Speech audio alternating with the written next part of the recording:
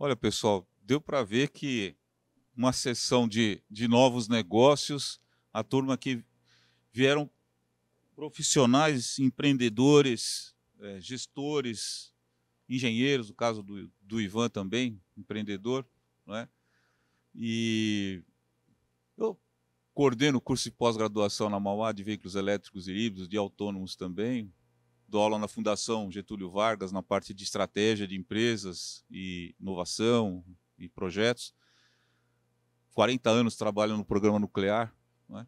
E fiquei muito contente dessa turma que está com a gente aqui. Então, eu vou inverter um pouquinho da lógica ali do Berks, né, se o Tiago me permitir, e eu vou deixar primeiro vocês, né, fazerem perguntas para os colegas aqui, não é? Não sei se tem um colega com o microfone ali. Olha, então eu gostaria só que levantasse a mão para eu poder fazer uma organização das perguntas. Uma, duas perguntas, mais alguém por aqui? Tudo bem. Eu tenho uma pergunta para nosso amigo Rui, com relação à eficiência econômica do processo da locação das scooters. Quanto custa para um motoqueiro que não tem acesso, talvez, condição econômica, etc., para comprar um veículo desses? Quanto que é o valor por hora? E como é que isso se reflete, não apenas na rentabilidade do motoqueiro, mas, enfim, como é que isso agrega na economia geral da empresa? Sem falar das vantagens óbvias. Obrigado. Obrigado. A pergunta foi feita pelo Pedro Bittencourt, falando sobre, né, a eficiência aí. Boa tarde, Pedro. Então, vamos lá. A scooter, ela tem um valor, na verdade, que a gente faz o cálculo mensal dela, né? E também, eventualmente, se for uma empresa, é um pouquinho diferente do usuário individual. Mas, basicamente, o que acontece? Tem um valor mensal que a empresa precisa receber para ela poder fazer o payback e para que a gente possa adquirir novas unidades. Então, esse valor, quando dividido por determinado número de pessoas, um mínimo de 2, você consegue chegar no mesmo valor, um valor muito mais próximo daquele que ele gastaria se ele estivesse alugando um veículo a combustão de uma empresa, vou citar aqui o nome dela, da Motu, por exemplo, mais o que ele gastaria com combustível.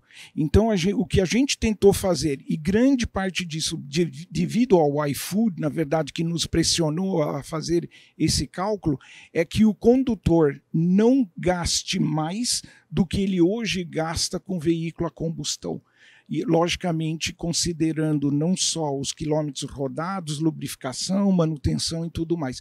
Então, hoje, para o usuário aqui deste grupo, sai elas por elas. Com a vantagem, o veículo é muito mais confortável, ele é um veículo de carga, diferente da maioria dos veículos que são adaptados para carregar carga. Ele tem uma velocidade limitada, então você tem a segurança do condutor resguardada também, né? E a questão de manutenção, que ele não se envolve, não para o veículo para fazer manutenção no veículo. Então, o número de quilômetros rodados é a coisa mais importante. E carbono zero, né? Carbono zero. Mais um questionamento, por favor, falar o nome, a instituição, a empresa. Olá, Fábio Azevedo, sou da Imob, é uma loja de eletromobilidade no Rio de Janeiro. Para o Rui, você citou sobre a retirada de 10 a 15 carros com o uso da scooter. Queria que você falasse um pouco dessa métrica que foi feita, né? Equivalência em relação à moto, como é que foi isso? Então, o que a gente fez foi o seguinte, você chega nesse cálculo quando você vê quantas vezes uma única unidade é utilizada diariamente. Eu falei, cada moto tem de 4 a 5 rides, ok, por dia. Quando você junta, logicamente, um número X de unidades num determinado local e elas estão próximos vamos dizer assim, a um ponto de transporte público, tá? Você consegue ver quantos carros você tira da rua, tá? Num determinado local. Então, por exemplo, você tem 1, 2 ou 3 unidades, que é o caso da Oscar Freire. Né? Você tem o ponto, você tem um subway, você tem uma estação de metrô na Oscar Freire, e geralmente ali a gente faz questão de deixar 3 a 4 unidades. O número de pessoas que utilizam essas 3, 4 unidades supera 20, 25 num único dia. Então, por aí você consegue ver quantos carros você está tirando. Seja o carro de ponto a ponto, seja aquele que o cara sai para almoçar num lugar que não é tão próximo para ir a pé, e também de usar um patinete ou uma bike. Mais alguma pergunta? Alguém da plateia? Tá ok. Eu gostaria de perguntar aqui para o Guilherme, né? Você comentou de uma função do CTO, é isso? Isso. E nesse processo todo, eu gostaria que você puder explicar para a gente esse papel do CTO, é uma pergunta, e já embalando para uma segunda pergunta, a tokenização, né? Ou seja, no ponto de vista da descarbonização, como é que esse processo se vincula? Quase na linha da pergunta aqui que o Rui respondeu, né? Mas você tem uma outra abrangência, um outro modelo de negócios também com esse objetivo. Você pode explicar para nós aqui? Legal. Vou dar um passo lá atrás também para explicar a evolução do papel do CEO dentro de uma organização como uma startup, né? Nos anos 90, 2000, as primeiras startups ali, 2002, 2003, elas eram lideradas prioritariamente por advogados, né? Então, porque ali gerava muito contrato, né? Então, os CEOs, né, os Chief Executive Officers, eles eram, né, a gente tinha um número muito grande de advogados. Ali, depois da barreira dos anos 2010, a gente viu muitos CEOs vindo drivados de marketing, né? Então, muitos diretores de marketing, muitas pessoas de marketing saíam das empresas e montavam as startups. Então, os CEOs, eles eram muito orientados à comunicação, a marketing. E hoje, os CEOs são orientados à tecnologia, né? Então, e a gente consegue, inclusive, cumprir alguns gargalos de gestão de liderança quando você tem um CEO que também é o CTO, que é o caso da Alcorp. Né? Lá hoje eu divido, na verdade, o cargo de CTO com o Paulo, que é o meu sócio, e a gente consegue ter um olhar muito mais criterioso e muito menos conflitante, né, quando a gente fala de backlog de desenvolvimento, operação. É uma coisa que a gente descobriu. Se a gente tem um CEO que é drivado a negócio e um CTO que é drivado a desenvolvimento, esses caras viviam em pé de guerra, porque um quer vender e quer rápido, e o outro quer, né, cumprir o backlog, quer cumprir o cronograma, e tem ali toda, né, a questão do CTO serem muito metódicos, né, então, né, tem que deixar o time trabalhar. Então a gente olha muito para essa questão hoje de, ok, a gente tem algumas questões a ser cumpridas quando a gente fala em backlog, em desenvolvimento. Mas a gente olha muito também para a questão de como a gente consegue ganhar agilidade e ter aí funcionalidades em prioridade. Então, quando você prioriza o seu desenvolvimento, você consegue ter uma agilidade para lançar um token primeiro que o mercado, né? Já te dando um spoiler da segunda resposta. Você consegue olhar para a operação com muito mais critério e desenvolver funcionalidades baseadas no dia a dia da operação. Né? Então, acho que eu estou vendo essa migração muito grande. Eu já estou vendo alguns CTOs, né, nascendo aí em mercados como nos Estados Unidos, na Europa e aqui no Brasil. Né, a gente está puxando aí, eu já tenho outros, né, colegas aí de mercado que já estão também assumindo a cadeira de CTO também como CEO, porque a gente entende que o desenvolvimento da tecnologia está muito aliado ao que a gente precisa olhar para a evolução do negócio e também para questões internas, né, de liderança e gestão aí de desenvolvimento de backlog. Então você tem visto um desempenho melhor, né, na gestão, né, corporativa quando você faz um mix, né, ou seja, o CE e o TO, né? Exato. Um profissional exercendo a mesma função. É isso Exato. que você está defendendo. Essa semana eu vi aí uma startup de RH que o CEO assumiu o RH. Então, eles têm... E é o CTO também. Então, ele é o CTO e é a pessoa de People e RH. Isso não é falta de profissionais para aquela área. Não. Realmente dinamizar o processo de gestão. Na verdade, é uma característica de empreendedor. Eu acho que o empreendedor, a primeira coisa que ele tem que ser é multifuncional, né? Então, quando a gente está empreendendo, eu no começo, eu era marketing, administrativo, jurídico, financeiro, né? O Corp já teve 3 pessoas, hoje a gente tem quase 40, mas a gente já teve 3 pessoas, então a gente já aprendeu a ser multifuncional. Então, acho que na jornada do empreendedorismo, principalmente com eletromobilidade, a gente olha muito, tudo é drivado à tecnologia, né? Então, se você tem barreiras, se você começa a colocar interesses dentro do seu backlog de desenvolvimento ou da sua forma de gestão, né? Então é diferente você ter uma gestão de uma empresa que é 90% operacional do que uma empresa que é 90% braçal em tecnologia, em desenvolvimento. E é isso que a Corp hoje a gente está conseguindo fazer. A gente está conseguindo ser uma tech company, né? Olhar para tudo que a gente faz, mas ao mesmo tempo também a gente tem operação, né? Então a gente tem que acabar priorizando o backlog em cima do que a gente precisa entregar para os nossos clientes. Né? Então isso está sendo muito legal, essa experiência de ter assumido a cadeira de tecnologia também, vendo outros colegas que estão indo para o mesmo caminho. E o token? O token, cara, para a gente está sendo um baita orgulho, né? Como eu falei, a gente agora está indo fazer uma aceleração em Portugal, vamos apresentar toda a nossa tecnologia, tanto no Web Summit em Portugal, quanto, né, na Feira, né, de mobilidade lá em Barcelona. É um primeiro case global também de tecnologia, de tokenização. Eu acho que hoje a gente está olhando para o ESG, então não tem como a gente não falar do impacto ambiental, e isso é um modelo de negócio, olhando para novos modelos de negócio em eletromobilidade. Né? Então a gente já está vendendo token, já está comercializando os NFTs, que são 1 tonelada de CO2 não emitidos. Né? Isso era muito bacana, porque a mobilidade elétrica inteira estava olhando para esse mercado de crédito de carbono, mas a gente acabou descobrindo que o grande engine, né, o grande motor de tudo isso são os deslocamentos, né? Então a gente já está, né, com as motos da Riba também olhando para isso. Então imagina como, né, o Rui falou, imagina quantos deslocamentos, quantos quilômetros rodados não tem os entregadores do iFood, né? Quantos quilômetros rodados não tem a van, né, da Americanas e do Mercado Livre. E se a gente começar a metrificar isso, começar a trazer isso, né, como algo, né, um cashback ou uma moeda, e gamificar tanto as empresas quanto os usuários que escolherem, né, mobilidade elétrica no dia a dia ou numa entrega, né, então você pode hoje, né, ter essa escolha. Então a gente conseguiu, né, unir o nosso time de tecnologia, e já é uma das entregas de ter o CTO, né, então eu, desde o ano passado, estou imerso de cabeça aí nesse mundo de blockchain, né, então a gente conseguiu unir, né, toda essa metrificação e tudo que a gente consegue gerar de dados e metadados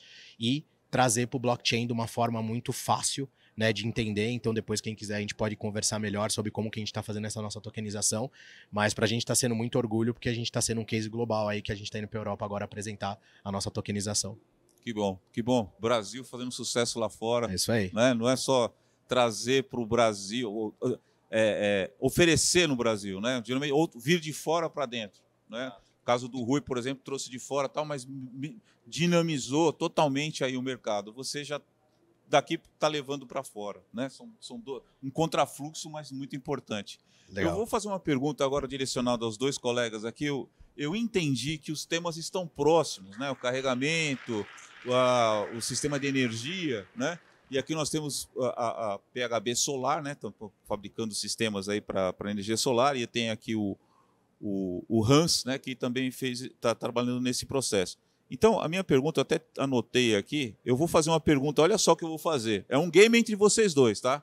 Eu vou fazer uma pergunta e, como o Hans ele falou da parte de simulação, com certeza, olha, PHB eu conheço um pouco, mas com certeza ele tem mais propriedade para falar, também trabalhando na parte de simulação. Mas a minha pergunta inicial, deixa eu só resgatar ela aqui, para fazer a pergunta de forma adequada, né?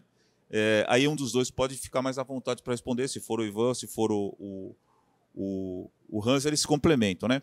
A pergunta seria mais ou menos assim: qual que é a melhor forma de você oferecer uma estação de recarga para alguém que pretende colocar energia solar em casa, né? Então, é um bate-bola entre vocês dois. Como é que vocês encaram? Porque já vou até meio que brifar aqui, fazer um spoiler aqui do Hans, porque ele falou assim, olha, é necessário fazer a simulação, é muito importante você considerar fluxo de energia bidirecional, aquela coisa toda, né, para você poder chegar na monetização, né? E eu acredito que o Ivan tem aí uma forma, né? Qual a melhor forma de oferecer uma estação de recarga para alguém que pretende colocar energia solar em casa? É o Hans. Como é que fica esse negócio entre vocês dois aí? Bom, você quer começar? Pode ser também, né? Passei o microfone para você. Mas... Tá, não, eu começo então. Bom, eu já fui integrador, né? Já fiz instalação de sistemas fotovoltaicos, fui engenheiro, acompanhei obra, lidei com gestão de contratos e o que eu posso dizer é que o integrador hoje que fez a instalação do sistema fotovoltaico, ele tem uma carteira enorme de clientes que ele vai eventualmente retornar em 2 momentos, para fazer a expansão do sistema fotovoltaico e para fazer a colocação da estação de recarga. Então, você já tem o cliente, já tem o conhecimento, já desenvolve, e isso eu acho que é muito importante. Você já tem uma relação de confiança com esse cliente. Você já apresentou resultados para ele, você já apresentou um produto de qualidade e agora você vai retornar. Primeiro você vai ofertar talvez a estação de recarga, talvez a expansão do sistema, mas é um cliente que já está na sua carteira. Portanto, é um negócio que é muito mais facilitado para você chegar hoje e conversar, vamos falar sobre veículos elétricos, vamos falar sobre estação de recarga. Não sei, Hans, quer complementar? Isso, a relação de confiança é o básico que, inclusive, o estudo da Greener traz isso sempre, o melhor argumento de venda é a relação de confiança. A relação de confiança é uma coisa interpessoal, você realmente tem que mostrar resultados, você tem que ter alguém que recomendou você tem que fazer uma proposta qualificada que traz mais do que 3 números, que traz argumentos, que traz um olhar detalhado. Tem aquela antena parabólica em cima do seu telhado, ela causa sombra. Os outros integradores não olharam para isso, não viram. Aí você começa a puxar um papo. Essa antena parabólica ainda está usando? Pode tirar? Então, esses detalhes enriquecem muito a venda e enriquecem o cálculo, dizendo, por causa dessa antena, a gente perde aqui tantos kWh por ano. O que a gente pode fazer? Quando a gente vai para o veículo elétrico, quais são os dados base, né? Uma coisa é deixar já o cliente com pulga atrás da orelha, e veículo elétrico vai querer daqui a 1 ano, daqui a 2 anos, será que a gente já prepara isso? Será que a gente conversa novamente? Então, começa a introduzir esse tema que ainda está muito avançado, né? A energia fotovoltaica já está muito mais presente, todo mundo sabe que vale a pena. Depois, para fazer a implantação, a proposta real, você tem que saber quantos quilômetros o veículo vai rodar, qual o veículo, né, qual o consumo dele por quilômetro em quilowatts-horas. Você tem que conhecer o telhado, qual a orientação, inclinação, sombreamento e, claro, qual o local da instalação, qual a tarifa. Então, tudo isso entra junto no software para você modelar e dizer, aqui, para o seu caso, eu vou precisar 4 kWp de módulos para atender seu veículo a mais. A gente tem 4 kWp, a gente tem esse espaço em cima do telhado? Sim, não. O que a gente pode fazer de alternativa se não tiver? Ou simplesmente deixa assim mesmo, porque o mundo não é perfeito, ou arruma um aluguel de uma usina. Então, aí entram as outras opções para você complementar e botar na proposta calculada. Confiabilidade é cálculo, é você não esquentar a cabeça. Eu acho que vai ser, não, calcula. Aqui pode ser assim, proposta A, proposta B, proposta C.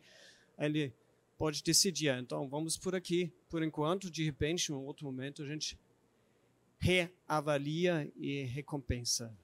E eu, na verdade, tenho uma pergunta também para os colegas. Se... É isso que eu ia falar para vocês. Eu vou procurar uma pergunta, eu não sei qual é a sua pergunta, mas eu pensando nesse processo todo... Perdão. Pensando nesse processo todo, não é? Eu sempre fico com o pensamento em downtown, na cidade, quando o pessoal fala de painel solar, não é? O nosso amigo Guilherme tem um serviço que pode se expandir para qualquer lugar, assim como o Rui, mas atende muito downtown. O seu usuário está em downtown. Como é que fica a proposta de vocês? Você vai fazer uma pergunta, mas dá uma resposta para eles.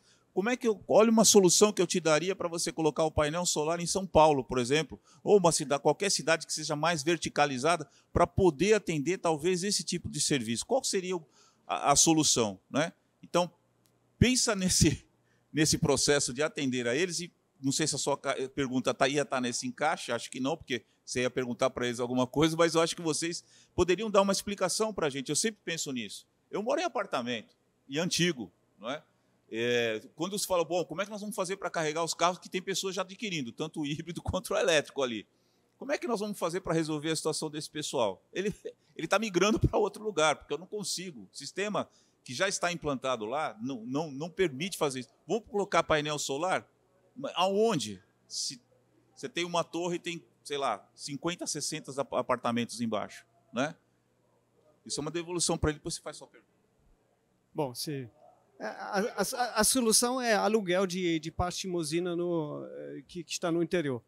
Então, essa solução existe empresas que oferecem isso, você vai reduzir a sua conta de luz muito menos, tipo 10% atualmente, tem que ver como que vai ser a regulamentação da lei 14.300 daqui a 3 meses, né? Então, hoje em dia, ninguém consegue calcular isso. E se for, não você no apartamento, mas se for a recarga naquele estacionamento que está na sua rua, ele vai ter uma demanda maior, provavelmente ele vai conseguir uma redução menor. Claro que ele vai ter uma margem também. Então, vai ter um cálculo muito similar que vocês estão fazendo todo dia. Como que a gente vai puxa para lá, empurra para cá, como que vai ser essa solução? Então, tem que juntar as opções. Não pode fazer gato. E aí faz a sua pergunta, que nós temos que finalizar, fomos brifados aqui por causa do nosso almoço. O pessoal já está indo almoçar, nós vamos ficar para fora. Não, a minha pergunta, na verdade, ela vai além. Você mencionou, né? Tem os scooters no ponto de metrô.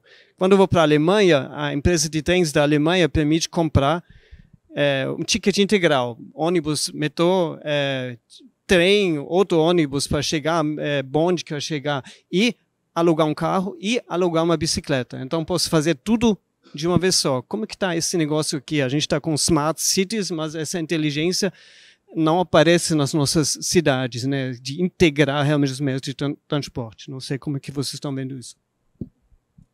Então, boa pergunta, porque nós temos, em São Paulo, você tem concessionárias, né? Você tem o metrô, você tem a linha amarela, que, se não me engano, é independente, e agora está a linha Uni, é uma linha nova.